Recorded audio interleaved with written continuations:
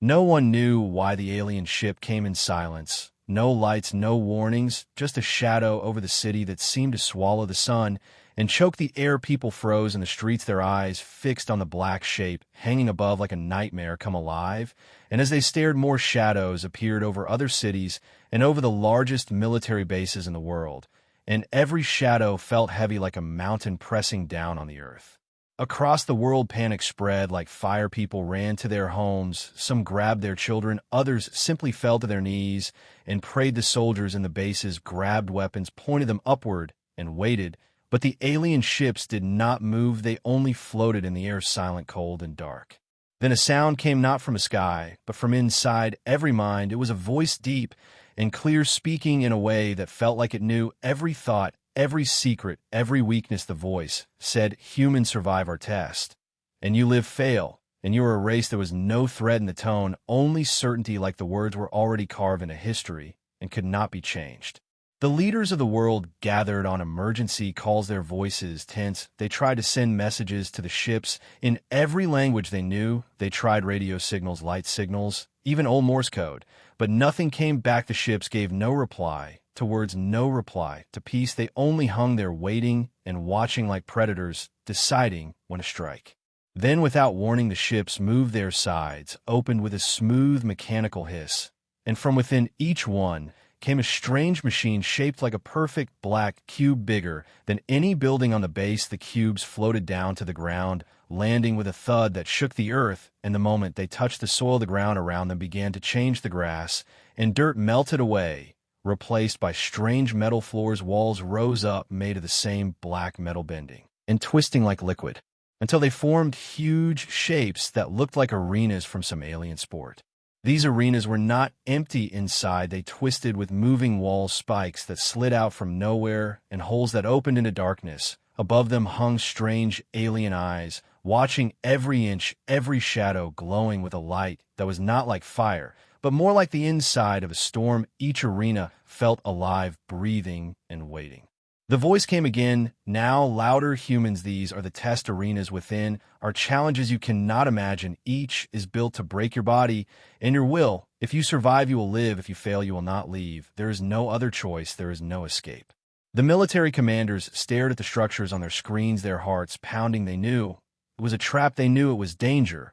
But they also knew the aliens would not go away on their own. The only way forward was to face the test. So the first team was chosen.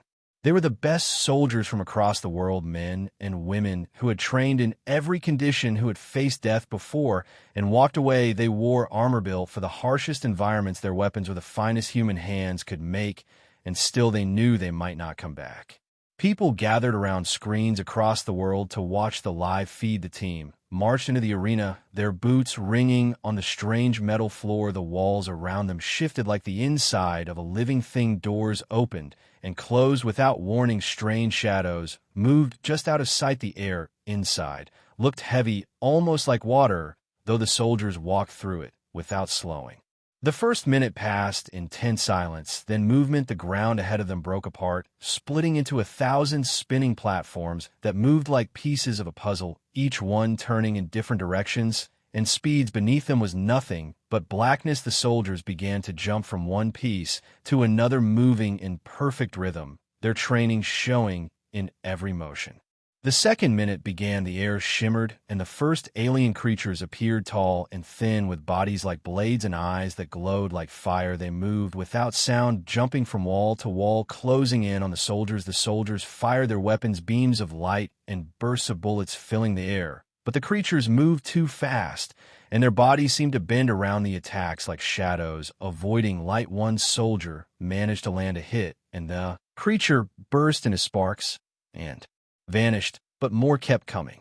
By the third minute, the feed showed chaos. The platforms were breaking faster. The creatures were swarming from every side, and the walls themselves began to move like giant jaws, trying to close on the soldiers. The camera shook. The sound of static filled the broadcast, and then, without warning, the screen went black. Every channel, every feed, every signal from inside the arena was gone. The commanders shouted to the tech teams to restore the connection, but nothing worked. The feed was dead, and there was no sound from the soldiers' radios. The only thing anyone could see was the silent black cube standing in the center of the base, its surface smooth and cold and unbroken. In homes and streets, people waited, eyes locked on their screens, hoping the feed would come back. Some whispered that maybe the team had made it, maybe they were being brought out alive. But in the command rooms, the faces of the leaders told another story. They had seen the last seconds, they had seen the shadows closing in, and they knew. The alien voice came again, this time quieter, almost like it was speaking to itself. Yet still, every human could hear it in their mind. The first team has been tested. The first team has been found unworthy. Send the next. The words froze the air in every room. The meaning was clear. The aliens were not stopping. They were not finished. This was only the beginning. And somewhere deep inside the alien ship, unseen by human eyes, figures watched the silent cube, their strange eyes glowing with cold light. One of them spoke in a language no human could understand, its tone amused, as if the real game had not even begun. The air inside the arena felt wrong, too heavy, too quiet, too alive. It pressed against skin and bone like an invisible weight, and every breath tasted like metal. The second human team stood just inside the entrance, their eyes sweeping over the strange alien walls, shifting and pulsing as if the arena itself was breathing. They could feel the weight of the world behind them, millions watching their every move and billions more holding their breath.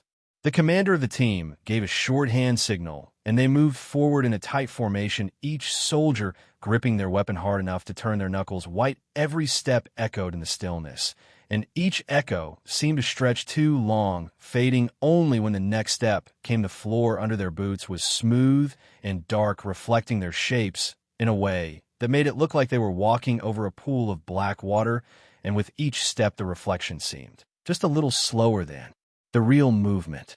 The walls shifted without warning, a section sliding away to reveal a long passage ahead, but the ceiling bent downward like the jaws of some huge beast, and the shadows inside looked thicker than they should have been. The soldiers moved in pairs, scanning the darkness, their weapons ready, and every few steps one of them would glance back as if the arena might close behind them. They had only gone 20 meters when a low sound began. It was not a growl, not exactly, but it felt like one, a sound that crawled into the bones and made the skin tighten. The commander raised a fist, and the team froze. The sound grew louder, and the air itself seemed to hum. The shadows ahead rippled, as if something was moving inside them, but no shape could be seen. Then the floor shook not once, but twice, then 3 times like heavy steps. The first soldier on point raised his rifle and fired a burst into the darkness. The flash of light lit the walls for only an instant. But in that instant, the team saw eyes, dozens of them blinking all at once. And then gone. The commander signaled to fall back, but before they could, the floor opened beneath them like a trapdoor. They fell into darkness. The fall was short, but the landing was hard, and the air below was hot, thick, and what the smell was sharp like burning oil mixed with something rotten, and in the faint green light leaking from cracks above, they could see shapes around them, long shapes with too many legs moving low to the ground. The creatures hissed, and the sound was like steam escaping a broken pipe. The soldiers fired, and bright flashes lit the chamber, showing slick black bodies with sharp spines along their backs.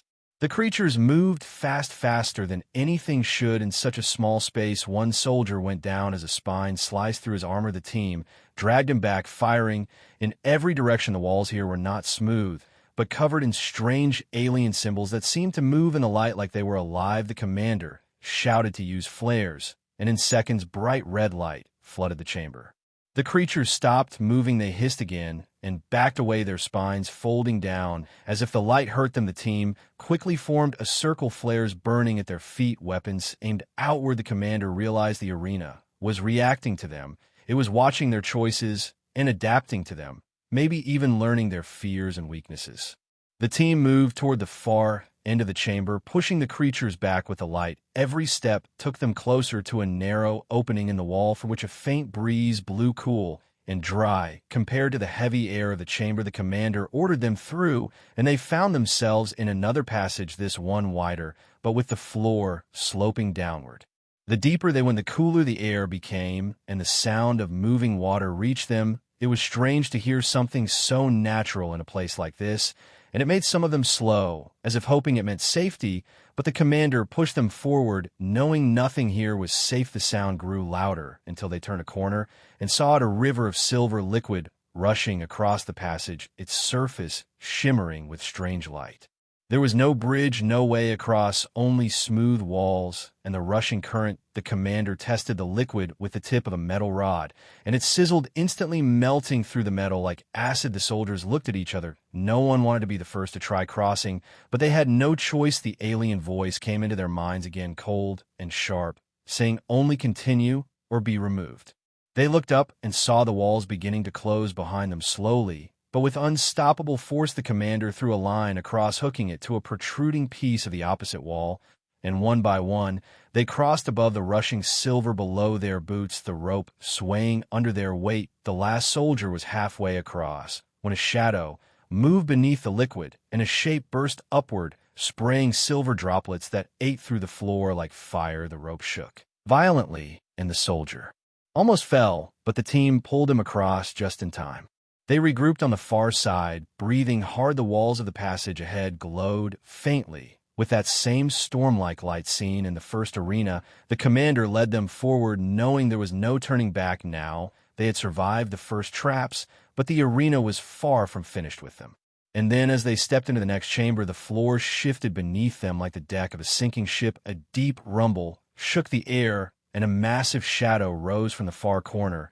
It was bigger than any creature they had seen, yet its body made of shifting plates of black metal, and its eyes glowing with a light that seemed to burn straight through flesh and bone. It opened its mouth, and the sound that came out was not a roar, but a sharp ringing like 1,000 blades, striking stone at once. The commander shouted for the team to spread out, weapons ready, but the shadow moved faster than thought, closing the distance in a blur of black and silver, and as its massive form blocked the chamber lights, everything fell into darkness. In the darkness, eyes blinked, hundreds of them, small and sharp like shards of glass, each one fixed on the humans. Standing in the middle of the vast chamber, the air was heavy with the smell of cold metal and something older, something that felt like dust from a world long dead. The soldiers stood still, their weapons raised, their hearts pounding so loud they could almost hear them over the deep hum of the arena walls. The commander moved first, sliding a flare from his belt and striking it to life. The bright red glow spread across the floor, revealing shapes that were not walls at all, but giant limbs bent and twisted like the legs of insects, each one stretching up into the shadows above and moving ever so slightly, as if they were waking from a long sleep. The soldiers realized the chamber was not empty, it was a nest. From the shadows, the creatures moved. Their bodies were long and jointed with armor plates that shimmered in the flare light. Their heads ended in sharp points like spears, and their eyes glowed with an unnatural fire. They moved silently over the walls and ceiling, ignoring gravity, as if it had no hold over them. The first one dropped down without warning, its limbs folding inward. As it struck the floor, the soldiers opened fire, the sound of gunfire tearing through the air. The creature twisted aside, its movements too fast, too smooth for anything living, yet one lucky burst struck a joint, and the limb cracked with a sound like breaking stone. The others reacted at once, dropping from the walls in a rain of black limbs. The team formed a tight circle, weapons firing in all directions, the flare light throwing their shadows huge against the alien metal walls. Sparks from gunfire lit the dark for split seconds, showing flashes of claws and teeth and the rippling plates of the enemy bodies. One soldier was dragged toward the wall by a hooked limb, but another caught his arm, pulling him free just before the creature's jaws snapped shut where his head had been. The floor shifted beneath them, tilting suddenly, so that everyone stumbled. The creatures did not. They moved easily, crawling and leaping while the humans fought to stay upright. The commander realized too late that this was not just an attack. It was the arena itself changing again. The floor tilted further, and the far side of the chamber began to open, revealing a wide pit from which a strange green light poured. The creatures began to drive the soldiers toward it, pressing them back with relentless speed.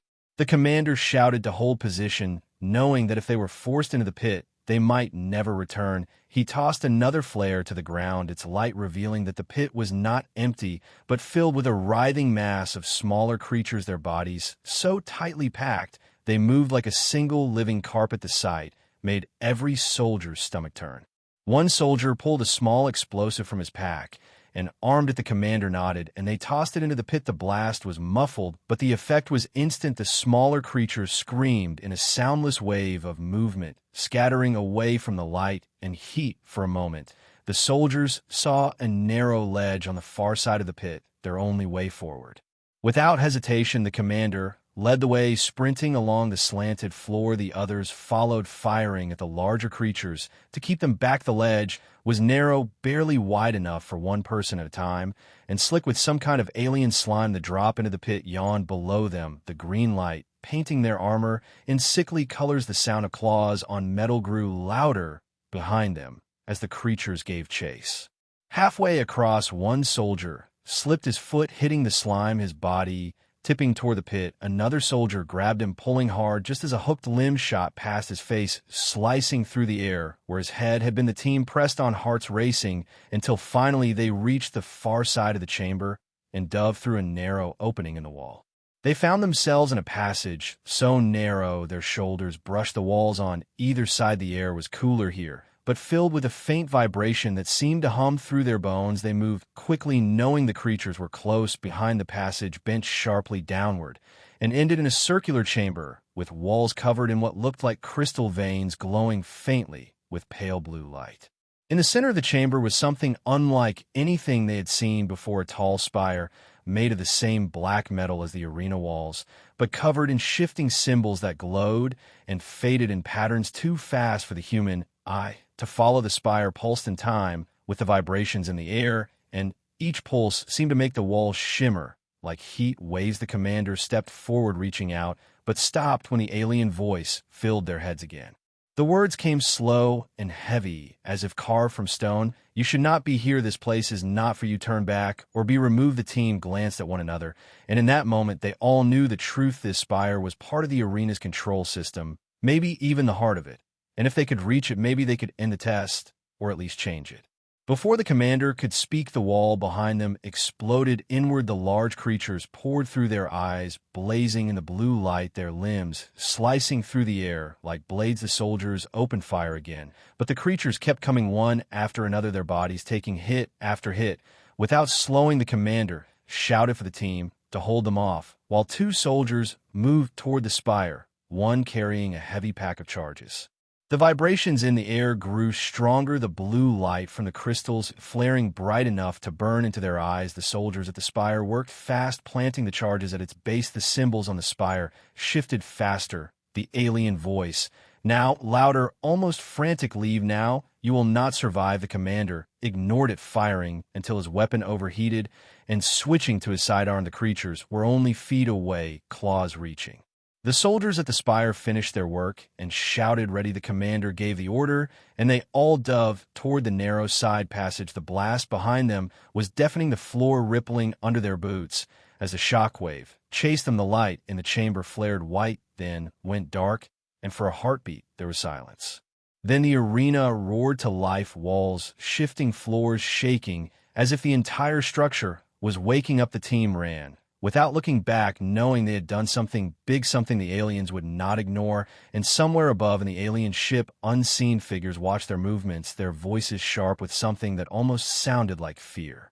No one had ever seen something that big move so fast. It came out of the shaking walls like a shadow that had been waiting for years, its body made of black armor, plates shifting over each other like the scales of a serpent, its head low, its eyes bright with the light of a storm. The soldiers froze for just a breath before the commander shouted for them to spread out. The creature moved in a blur, crashing through the chamber, smashing crystal veins into clouds of dust and light.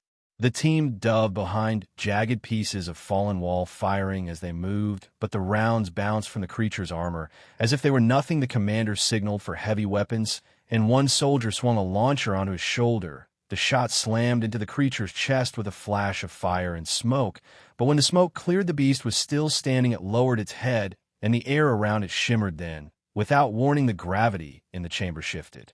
The weight hit them all at once like a giant hand pressing down. Their armor felt like it had doubled in mass. Their knees shook, and their breath came in short, painful gasps.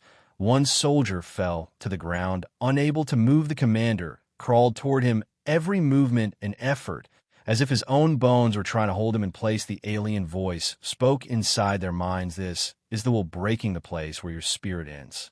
The commander gritted his teeth and kept moving, dragging the fallen soldier toward a low wall for cover. The rest of the team pushed forward in slow, desperate motions, firing at the creature, trying to find a weak point. Each shot felt heavier than the last, their arms trembling under the invisible weight. The creature moved closer, its steps slow and deliberate, as if savoring the moment. The walls began to close in large segments, sliding together to cut off their escape. The commander realized they had only moments before they were trapped completely. He shouted orders, his voice raw and broken by the crushing air. One soldier, with a cutting torch, began to work on a small gap between the walls. The others formed a shield around him, even as the creature loomed above its shadow, covering them in darkness.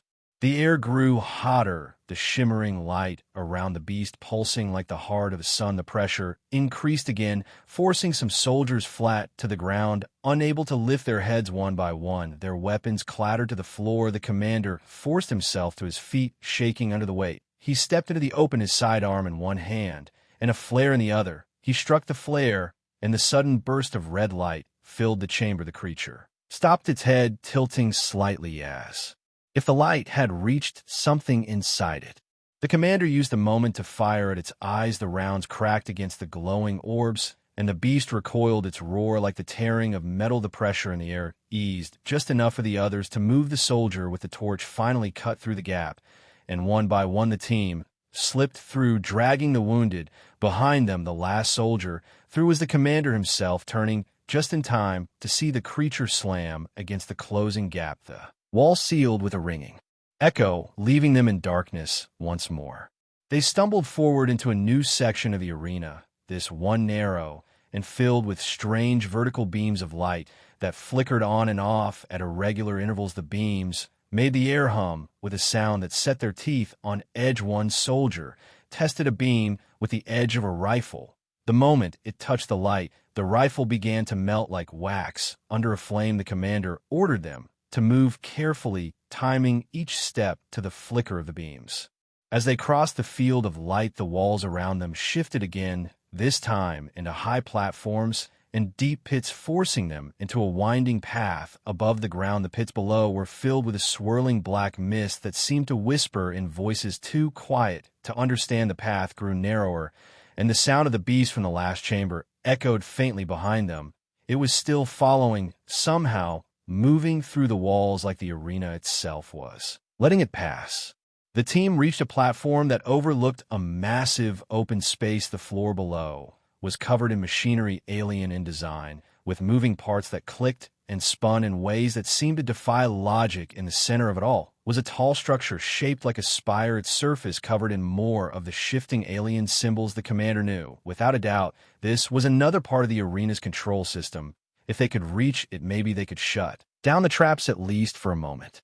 The only way down was a narrow set of stairs that spiraled around the wall. The soldiers descended quickly, knowing the sound of the beast was getting closer, but halfway down the gravity shifted again, this time sideways, throwing them against the wall. The staircase twisted under the strained metal, groaning like it would break apart. The commander shouted for them to hold on as the force dragged them toward the open air above the pits below.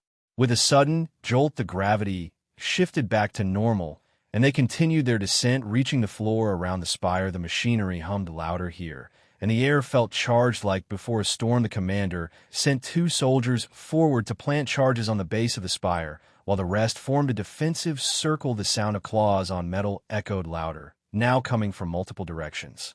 The first charge was in place when the wall to their left exploded inward. The beast emerged again, but it was different. Its armor plates cracked and glowing with lines of molten light, its movements faster and more erratic, as if their earlier attack had only made it more dangerous. The team opened fire, but it did not slow. Instead, it lunged straight into their formation, scattering them like leaves in wind.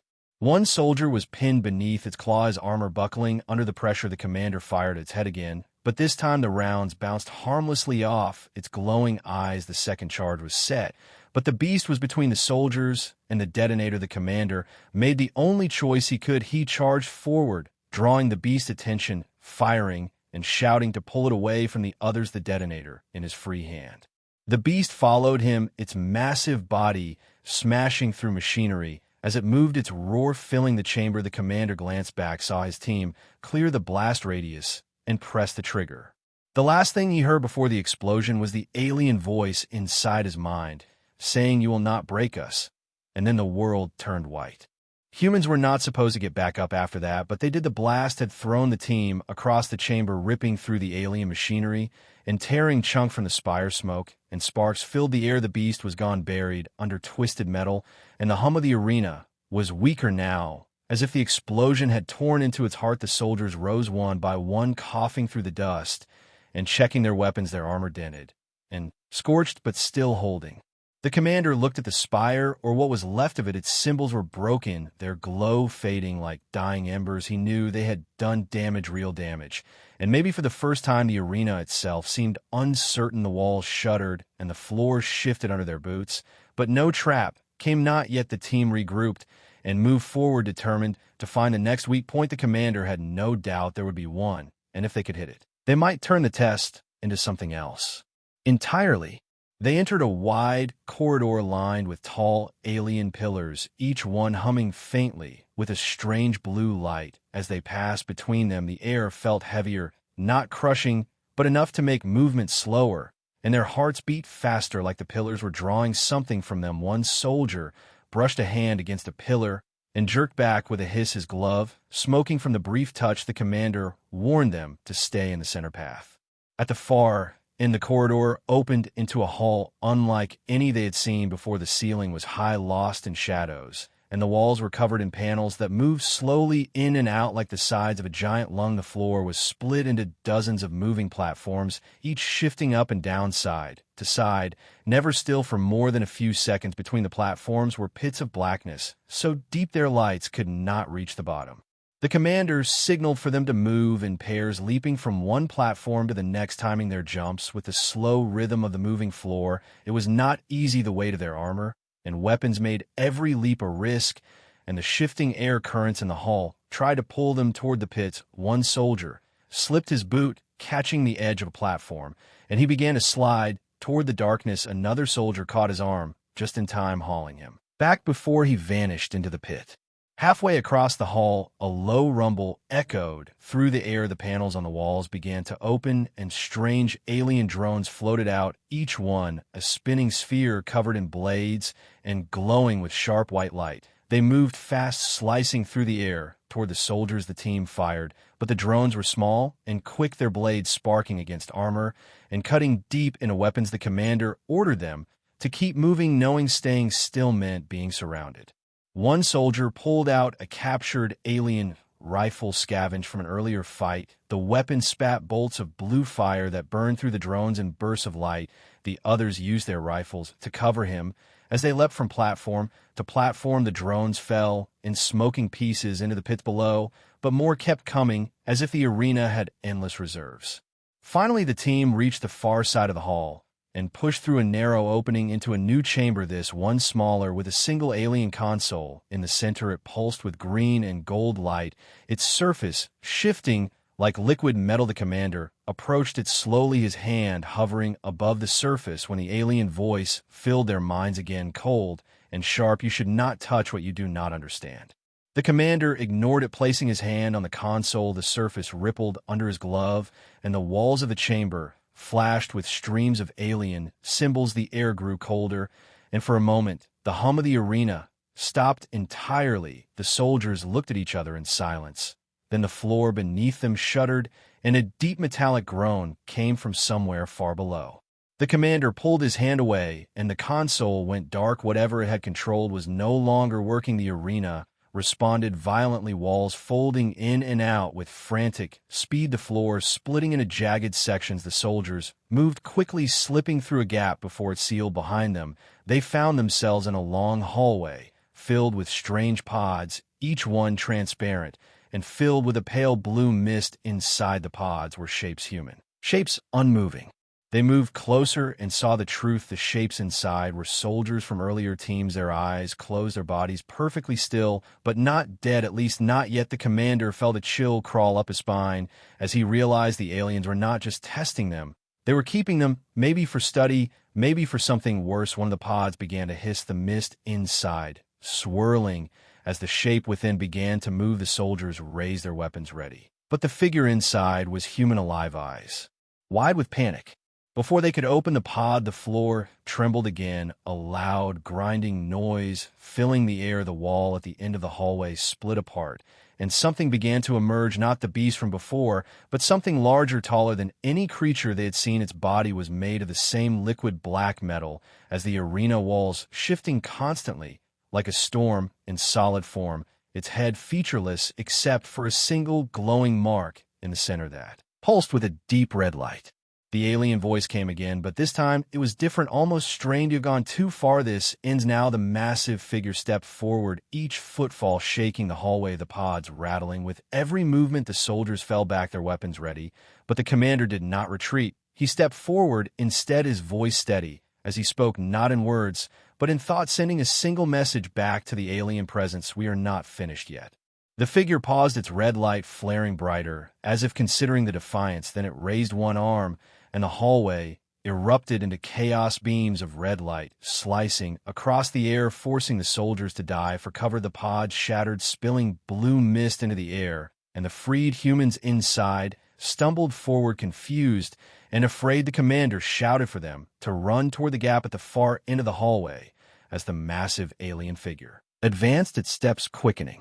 The team fought to hold it back, but every shot seemed to vanish into its shifting armor, the air around it rippling with heat, the red light in its head burning like a small sun. The freed humans were almost to the gap when the figure slammed a massive arm into the wall, blocking their path. The commander turned, seeing no other choice, and drew the alien rifle from his back. Its blue glow bright in the darkness. He aimed for the glowing mark in the creature's head and pulled the trigger. The blast hit the mark dead center of the chamber, filled with light, so bright it burned through the smoke and mist, and in that instant no one could see what had happened, only feel the floor shudder under their feet and hear the alien voice in their minds again, but now softer, almost unsure. The blast faded and the light was gone. The massive alien figure stood still, its red mark flickering weakly. The soldiers did not wait. They rushed the freed humans toward the narrow side gap, shoving aside fallen debris and dragging the wounded. Behind them, the alien figure twitched like something inside it was breaking, but then its head snapped toward them, and the red mark flared bright again. Its massive arm swept through the hallway, smashing pillars and pods into shards of glass and metal. The commander shouted for covering fire, and the team poured rounds into the creature, the alien rifle spitting blue bolts that burned small holes in its shifting armor. The thing roared, though. It had no mouth, the sound coming from everywhere, at once like the walls themselves were screaming. The freed humans scrambled through the gap into a low tunnel, while the soldiers formed a line holding the creature back. Inch by inch, the floor beneath them tilted like the entire arena was leaning toward the fight, pulling them closer to the monster. One soldier planted a small explosive on the wall and shouted for everyone to move. They sprinted into the tunnel as the charge blew, the blast throwing dust and shards into the air. The tunnel shook, but held, and the creature's roar faded behind them. Though they knew it was not gone, the tunnel twisted downward, and the air grew warmer. The walls were no longer smooth metal, but covered in strange veins of glowing light pulsing like a heartbeat. The commander realized they were going deeper into the core of the arena. The further they went, the more the air shimmered as if thick with heat. The freed humans stumbled from exhaustion, but the soldiers pushed them forward, knowing the alien presence would not give them much time. Ahead, the tunnel opened into a vast chamber unlike any they had seen before. The ceiling was high, and in its center hung a massive sphere of black and silver metal, its surface alive with moving patterns and bursts of light. Cables and tendrils ran from it into the walls, floor, and ceiling like the roots of some enormous tree.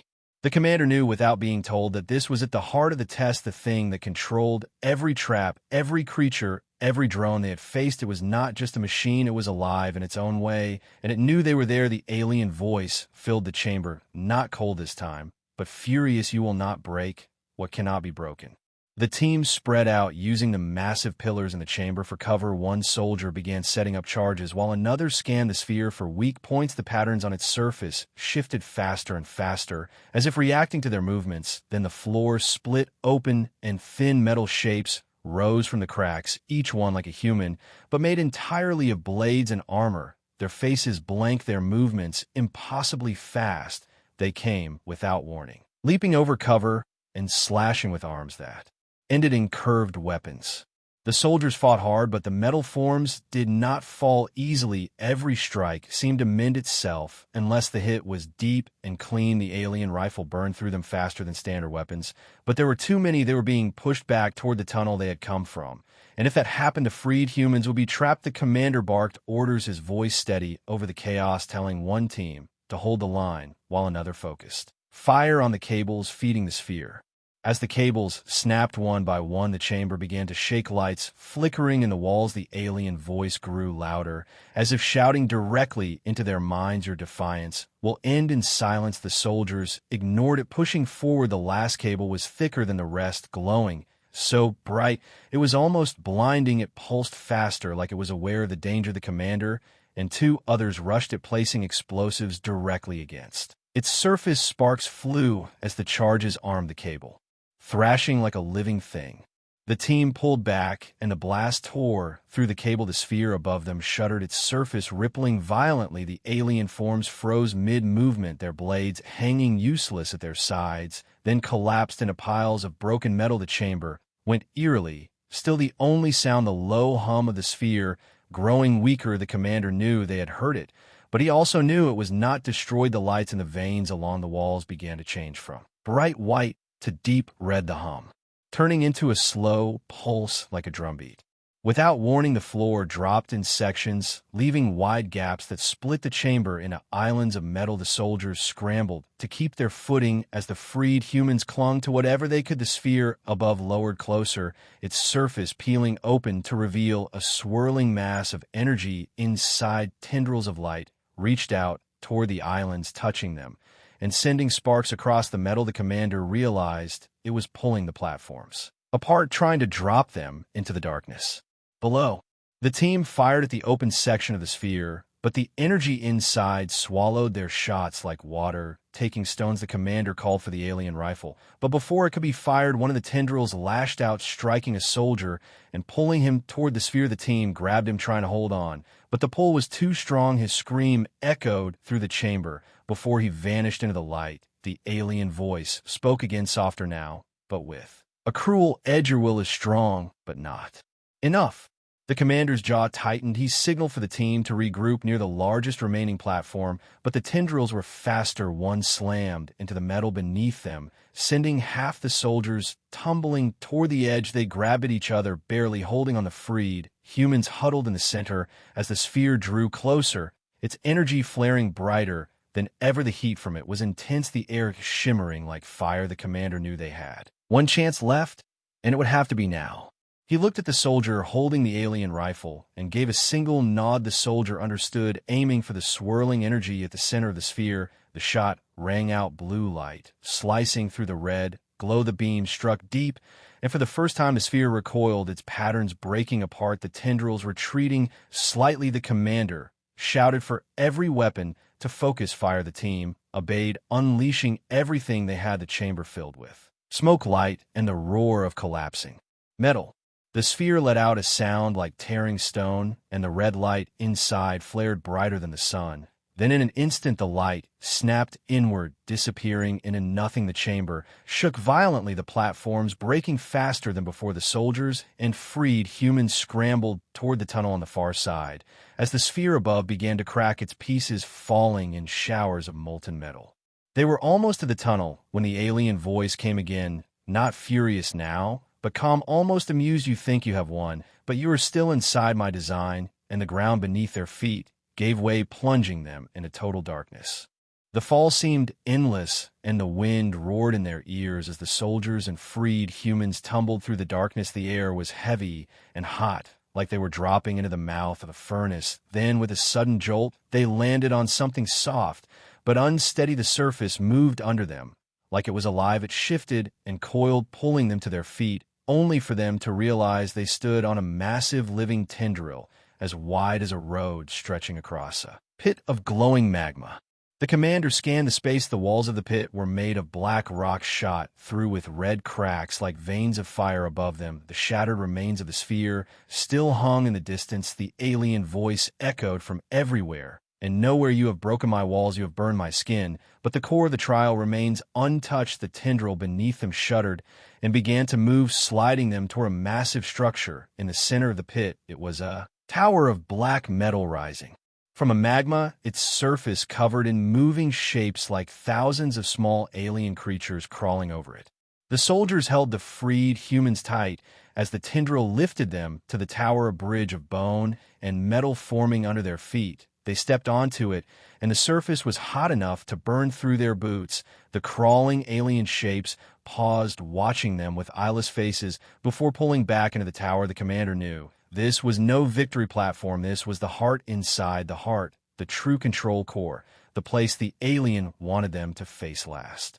As they advanced, the ground split open in front of them, and something climbed out. It was not like the other alien forms they had fought. This one was tall and thin, its limbs long and jointed wrong, its body wrapped in black armor that seemed to melt and reform with every step. Its head was featureless except for a single burning eye in the center of its face. The alien voice spoke through it, as if the creature itself were the mouthpiece. I have studied every war you have fought, every failure, every surrender, yet you walk forward still. The creature moved fast, too fast, its limbs a blur. The first soldier barely raised his weapon before being struck and hurled into the air, landing on the burning bridge. With a scream, the commander shouted for the team to spread out, using the alien rifle to fire at the creature, but it twisted out of the way each time, its movements almost impossible to track. The freed humans were forced against the edge of the bridge, the molten pit waiting below. One wrong move, and they would be gone. Two soldiers planted explosives along the bridge's supports, hoping to collapse it under the creature, but the alien seemed to sense the trap, leaping high over them and landing in their midst. It struck with its long arms, knocking three men to the ground before turning its burning eye on the commander. The alien voice pressed in his mind. You think pain is your weapon, but here pain is only the opening act. The commander gritted his teeth, signaling the alien rifle to be passed to him. He fired 3 times, each shot aimed directly at the eye. The first 2 missed as the creature weaved, but the third struck true. The armor around its head cracked, and a hiss like boiling water filled the air. The alien staggered, but did not fall. Instead, its body began to change, melting into a mass of black liquid that poured down onto the bridge and began to rise again, forming not one shape, but many. Soon there were 5 smaller versions, each with the same burning eye. The soldiers fought with everything they had, but the bridge was narrow, and the heat from the magma made the air hard to breathe. One by one, they were pushed back. The commander knew they could not hold this fight forever. His eyes went to the tower just beyond. If they could reach it, maybe they could end this. He shouted for the team to push forward, using grenades to blast the smaller creatures aside. The alien rifle cut down 2 more, but the last 3 clung to the bridge, tearing at the supports until the whole structure swayed. They reached the tower's base just as part of the bridge behind them collapsed into the pit. The molten glow rising brighter and hotter. The tower's surface opened, revealing a wide door of silver light. Inside was a spiraling tunnel lined with strange symbols that pulsed with every heartbeat. The commander pushed the freed humans in first, then followed with the rest of the team. As soon as they entered, the door closed, and the sound of the pit vanished, replaced by an eerie silence. The tunnel seemed endless, yet they moved fast, pulled forward by something unseen. The light around them shifted from silver to deep blue, and the air grew cold. They emerged into a circular chamber at the very core of the tower. In the center floated a sphere of pure energy, bright and blinding. Tendrils of light stretched from it into the walls. The alien voice was softer, now almost like a whisper. You can destroy this, but in doing so you destroy everything inside and outside this test, including yourselves. The soldiers hesitated. The freed humans stared wide-eyed. The commander looked at each of them and saw no fear, only resolve. He stepped forward, placing the alien rifle on the floor and pulling the last of their explosive from his pack. He began attaching them to the base of the chamber. The alien voice did not rise in anger. Instead, It sounded almost curious, even in the end you choose sacrifice. The tendrils of light began to move faster, curling toward the commander, but his team stepped in front of him, firing at the core, and forcing the tendrils back. The charges were armed. The timer, short the commander, gave the order to fall back toward the tunnel, but the floor beneath them began to break. The alien was not done, yet pieces of the chamber fell into nothingness, revealing the void beyond the tower. They ran as the timer ticked down, each second stretching longer than the last. The freed humans reached the tunnel first, then the soldiers. The commander was the last to step through the silver light. Behind him, the sphere of energy pulsed once, twice, and then everything went white.